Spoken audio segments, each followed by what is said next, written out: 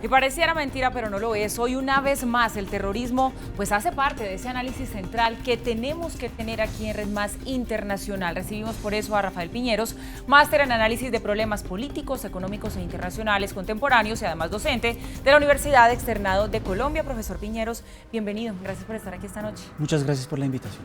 Mire, todos los ataques terroristas, por supuesto, son graves, todos nos importan, todos cobran vidas humanas que nos duelen al resto de los seres humanos, al resto de la humanidad. Pero este que ha ocurrido hoy, donde se ataca a una iglesia, donde además se degolla a un sacerdote, pues digamos que tiene una trascendencia aún mayor. ¿Cuál es el mensaje que quiere enviar ISIS al haber hecho esto? Bueno, hay que tener en cuenta, como muy bien lo hizo la nota periodística, todos y cada uno de los atentados que se han ocurrido. Y si usted se da cuenta, por ejemplo, el ataque el día de la Bastilla, el ataque el año anterior a el periódico satírico Charlie Hebdo, son una serie de sucesos que van minando cada una de las instituciones o de los principios fundamentales que defiende Francia o que defiende el republicanismo francés.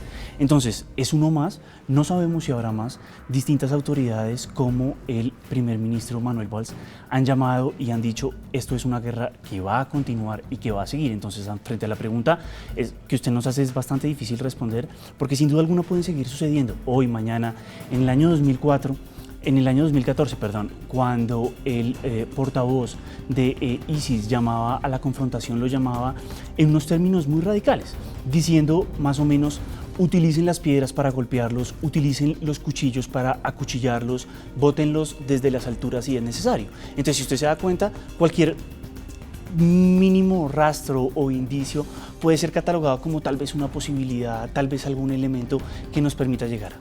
Y la división política hoy en Francia, pues digamos que se acentúa cada vez más con esta seguidilla de ataques. Ya hoy, pues está un poco que entre la espada y la pared del presidente François Hollande, porque la derecha, la ultraderecha le está diciendo, bueno, usted tiene que endurecer este tema de las leyes antiterroristas, de las políticas antiterroristas. Él dice que no le parece conveniente y lo tildan además sus opositores políticos de pasivo. ¿Lo ha sido el presidente Hollande? ¿Ha sido pasivo ante lo que está sucediendo? Bueno, sin duda alguna, tal vez el mensaje que trata de enviar el presidente François Hollande es: tenemos que combatir esta amenaza dentro del Estado de Derecho, tal como está funcionando el día de hoy. Eso no le ha cuajado, la opinión pública no ha captado ese mensaje, pero no lo ha captado tal vez no por las acciones del gobierno en particular frente a la lucha contra el terrorismo, sino por todas y cada una de las cuestiones que suceden al interior de Francia.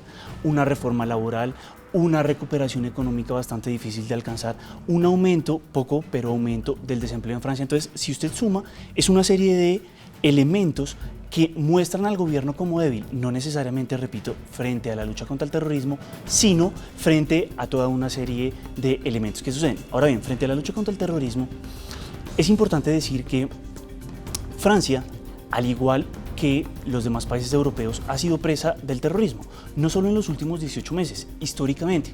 Y por lo tanto, los sistemas de inteligencia, los sistemas de compartir información y demás, se han tratado de mejorar.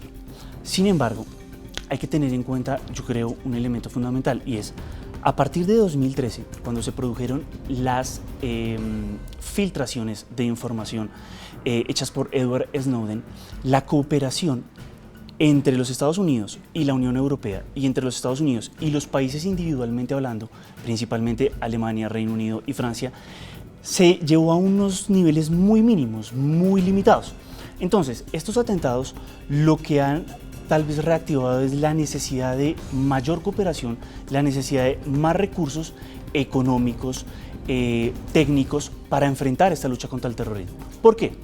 Porque los sistemas, como están diseñados actualmente, lo que están generando es un cúmulo de información sobre las autoridades que no pueden segmentar, no pueden clasificar de la mejor manera posible y por lo tanto van a seguir llegando tarde. Pero en este caso particular, digamos que sí hay algo que seguramente está causando mucho malestar entre la gente en Francia, y darse cuenta que uno de los asesinos tenía antecedentes, ya estaba fichado por las autoridades y además tenía un brazalete electrónico. Lo que la gente se pregunta es, si ya se tiene esa información de aquellos que son como partidarios de ese islamismo radical, pues ¿por qué les permiten que hagan lo que hacen? Si ya los podrían estar investigando un poco más de cerca y siguiendo sus pasos. Vuelvo a la idea del Estado de Derecho. Si no se le puede comprobar a una persona una intención manifiesta, o si no se puede realmente capturar en flagrancia, resulta muy difícil para las autoridades mantenerlo detenido.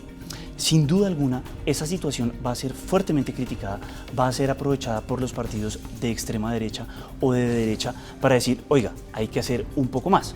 Pero la respuesta del gobierno debe ser muy cautelosa, no solo porque una reacción desmedida puede generar, ¿qué tal?, en un futuro próximo más atentados terroristas, sino también porque, no nos digamos mentiras, el año entrante se juega su futuro político el presidente François Hollande cuando se enfrente a las elecciones. Entonces, el hecho de una sobredimensión de la respuesta en el corto plazo y aparte con elecciones en el mediano plazo va a hacer que el ambiente político sea bastante difícil, división política, a pesar de que él llamó a la unión, porque es dentro de la unión, dentro de la nación francesa que se tiene que encontrar la respuesta más adecuada para este flagelo. Bueno, ¿y hasta dónde va a aguantar el pueblo de Francia? Esa es quizá la pregunta que queda con lo que vemos todos los días. Todos los días registramos un acto diferente donde el objetivo pues sigue siendo este país. Profesor Rafael Piñeros, muchísimas gracias por estar con nosotros esta noche. A ustedes por la invitación.